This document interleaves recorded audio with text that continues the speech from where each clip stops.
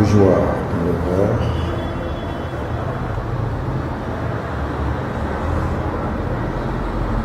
Le restaurant hésite. Mise en place d'un menu qu'on ne connaît pas. Le menu avec couteau à droite, la fourchette à gauche, le verre dans le bougeoir.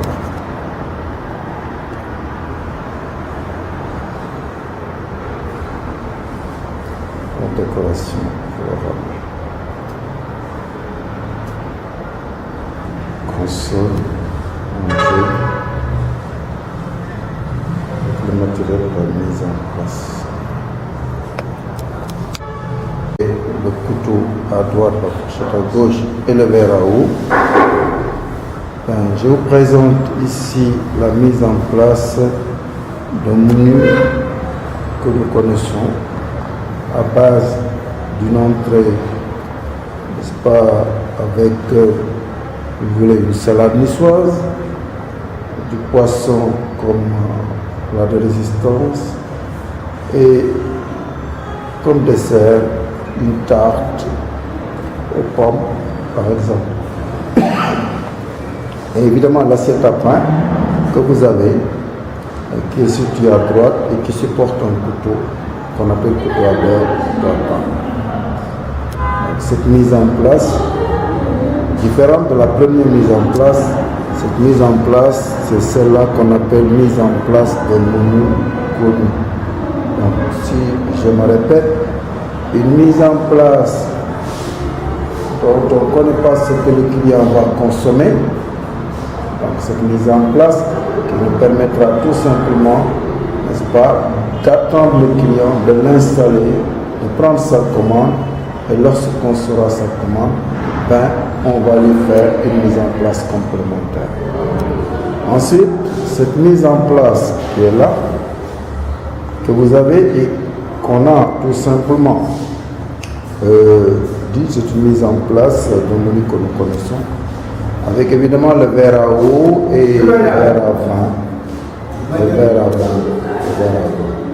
Donc cette mise en place sous-entend qu'on ait un menu que nous connaissons déjà, avec comme entrée une salade niçoise, je l'ai dit tout à l'heure, ensuite du poisson, n'est-ce pas, dès que c'est donc fruit de mer ou du poisson, ça devient, n'est-ce pas, ces couverts que vous voyez qu'on appelle des couverts de poisson.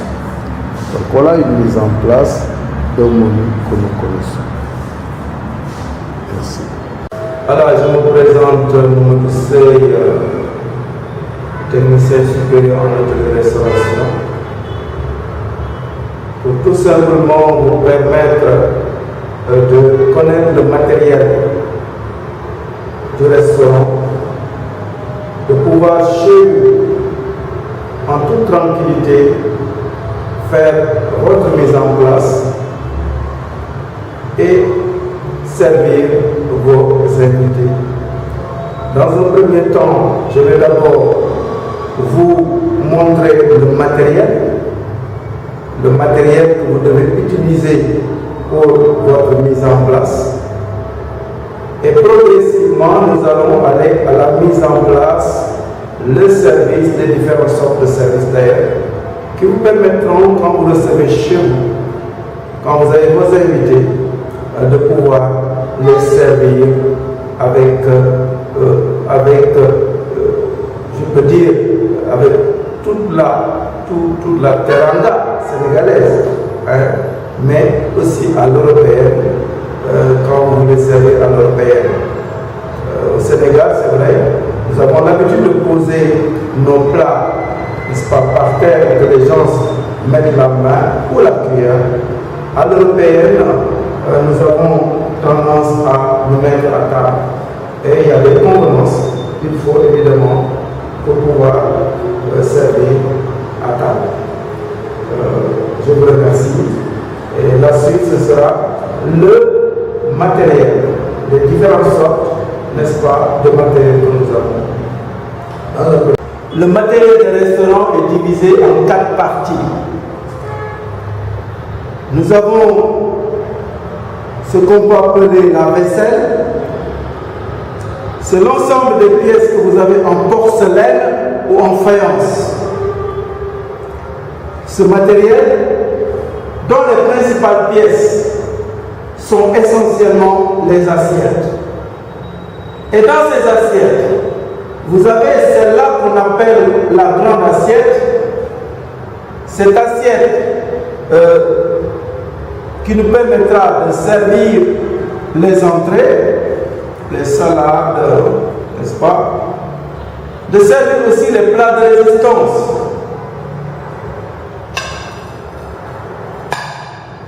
Tout ce qui est poisson découpé, tout ce qui est viande, tout ce qui est poulet est servi dans ces assiettes-là. Ensuite, nous avons l'assiette entremets.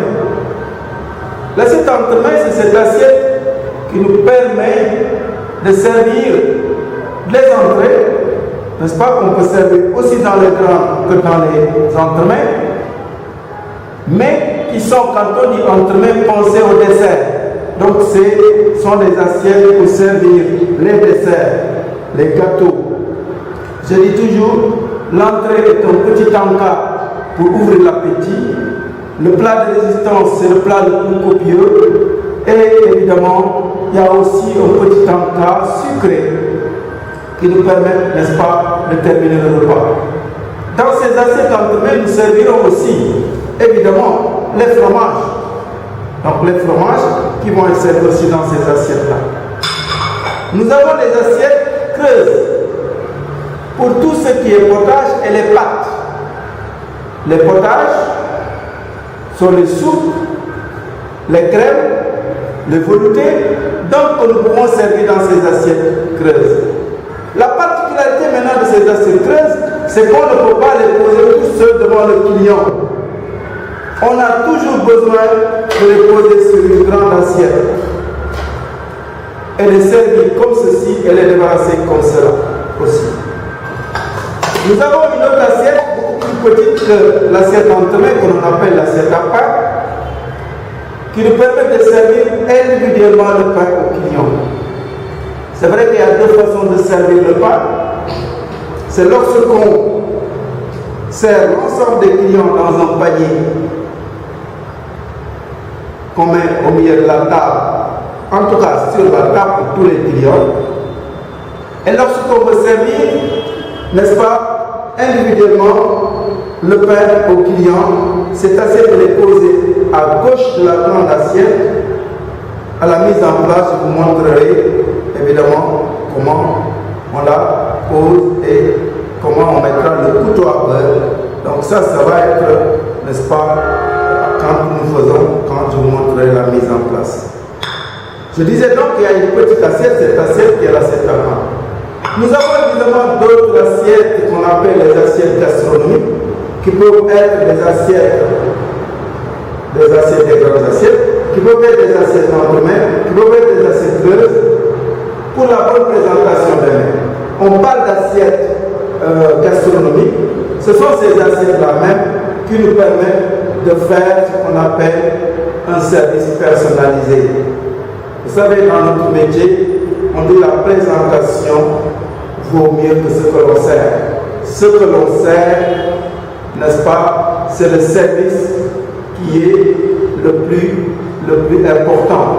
Parce que quelle que soit la chose qu'on va servir, si on ne la sert pas correctement, si on ne la présente pas correctement, évidemment, la personne à qui on veut faire plaisir n'aura pas de plaisir parce que la présentation a failli. Donc ce qu'il faut, c'est que ces assiettes puissent être très bien décorées. Encore une fois, on ne remplit jamais les assiettes. Mieux vaut le servir d'abord dans ces assiettes que de remplir une assiette. Une assiette doit être lisible, doit être bien décorée et qu'on ne puisse pas surcharger. On ne surcharge pas. En restauration, on ne mange pas, si je peux m'exprimer ici, on déguste. Donc c'est la succession de petits plats, une entrée, un plat de résistance un dessert, un fromage, qui vous permettront évidemment de pouvoir, n'est-ce pas, goûter à tout. Moi je dis toujours dans notre jargon, l'honneur d'œil, il suffit de servir de petites quantités et que la succession de petites quantités nous permettra de ne plus avoir faim. Je passe maintenant à l'argenterie. Ça veut dire quoi? L'ensemble des pièces en métal.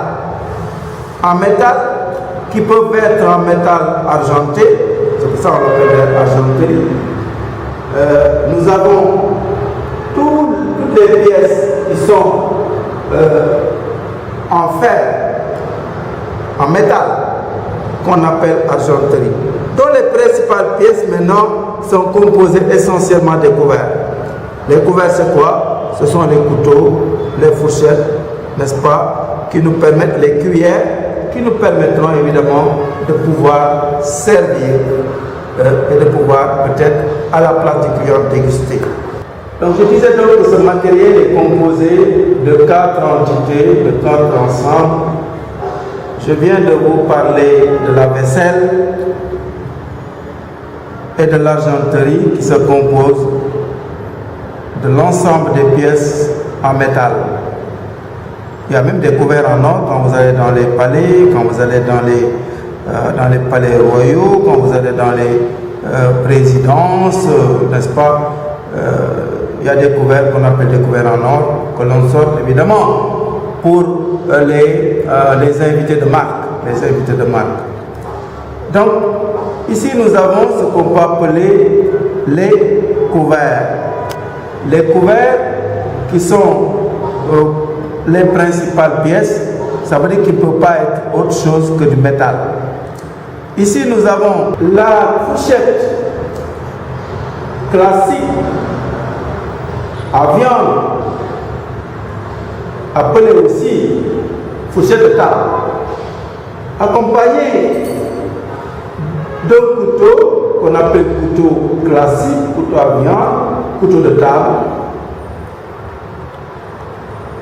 Pour tout ce qui est viande, viande de bœuf, viande de porc, viande de poulet, viande, en tout cas c'est ça. C'est ça qu'il faut mettre à la mise en place pour tout ce qui est viande. Ensuite, nous avons évidemment la grande cuillère ou à soupe qui complète les grands couverts. Donc c'est ça qu'on appelle les grands couverts. Ensuite, nous avons le petit couteau, la petite fourchette et la petite cuillère qu'on appelle les couverts entourés ou à dessert. Ça veut dire quoi? Ça veut dire que ce sont ces couverts-là qui nous permettront de pouvoir déguster les desserts et les fromages. Suivant maintenant ce à quoi nous avons affaire, je vous montrerai à la mise en place ce qu'il faut faire pour les positionner au niveau de la table. Quels sont les couverts qui vont ensemble? Quels sont les couverts qui vont pas ensemble? La position de ces couverts sur la table. Ensuite, nous avons ici des couverts spéciaux ou qu'on peut appeler aussi à poisson. Dans celui-là, c'est le couteau. Et ça, c'est la fourchette à 3 dents. Elle est plus fréquente dans les hôtels, dans les restaurants. Mais n'oublions pas qu'on a aussi cette fourchette à 4 dents dont les formes sont arrondies et qui nous permettent évidemment de pouvoir aussi servir le poisson, de pouvoir déguster le poisson. La différence, regardez, fourchette à poisson et fourchette à viande, excusez-moi, et fourchette à poisson. Donc ces fourchettes accompagnent le couteau à poisson pour tout ce qui est poisson et les fruits de mer. C'est vrai que qu'on a aussi la langouste, c'est cette fourchette qui est accompagnée d'une pince et d'un casse. Si vous regardez bien, il y a même le dessin de l'homard qui est là. Donc on l'appelle la curette ou tir à homard qui permet tout simplement d'enlever la chair à l'intérieur des carapaces, en tenant évidemment notre animal avec la pince pour pouvoir aller chercher la chair à l'intérieur de la carapace. On l'appelle curette ou tir en romain. C'est une fourchette à 2 dents crochues qu'on appelle curette. Fourchette, ça c'est pas une fourchette, c'est un couteau à fromage pour le service du fromage. Pour le service du fromage. C'est vrai que nous avons d'autres couverts, n'est-ce pas, qui au fur et à mesure, n'est-ce pas, de nos expériences, nous avons rencontré et qu'on aura l'occasion de vous montrer. On aura l'occasion de vous montrer l'utilité, n'est-ce pas, de ces couverts qu'on appelle des couverts spéciaux qui permettent tout simplement de savoir qu'on déguste autre chose que de la viande et du poisson. Ensuite, évidemment, nous passons à la verrerie, l'ensemble des pièces en verre qu'on appelle la verrerie, dont les principales pièces sont composées essentiellement de verres à boire, dont les verres à pied confèrent à la table une élégance certaine. Le plus grand, c'est le verre à eau. Il y a un moyen qu'on n'a pas, qui est le verre à vin rouge.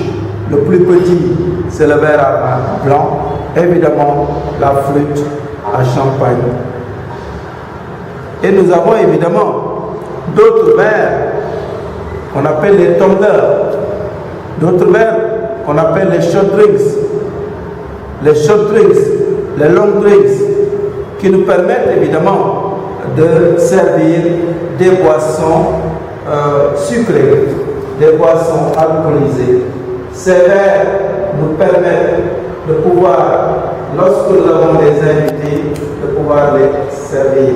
Ce sont les short drinks, voilà, les short drinks, les plus petits, les long drinks, les plus grands, qui nous permettent de faire un service, n'est-ce pas, des boissons autres que l'eau, autres que les vins. Ce sont des boissons alcoolisées qu'on appelle les spiritueuses, qu'on peut appeler les whisky, les gins, les pastis, n'est-ce pas, mais aussi toutes les boissons sucrées que nous avons, nos jus locaux, nos boissons, nos limonades sont servies dans ces verres. Ensuite, évidemment, nous passons au quatrième matériel qui n'est pas de moindre, c'est l'ensemble des pièces en tissu qu'on appelle le linge. C'est ça, le linge. Le linge est composé de 2 sortes. Vous avez ce qu'on appelle le linge de table, qui est composé de ce tissu moelleux que l'on pose sur la table, qu'on appelle molleton, que l'on pose toujours avant sur la table. C'est ce tissu que l'on met d'abord sur la table avant de mettre la nappe. Ce tissu est positionné sur la table avec des punaises ou bien avec des ficelles. Ce tissu permet d'absorber les liquides qui ont tendance à se verser, d'empêcher la nappe de glisser pour qu'on puisse préserver le matériel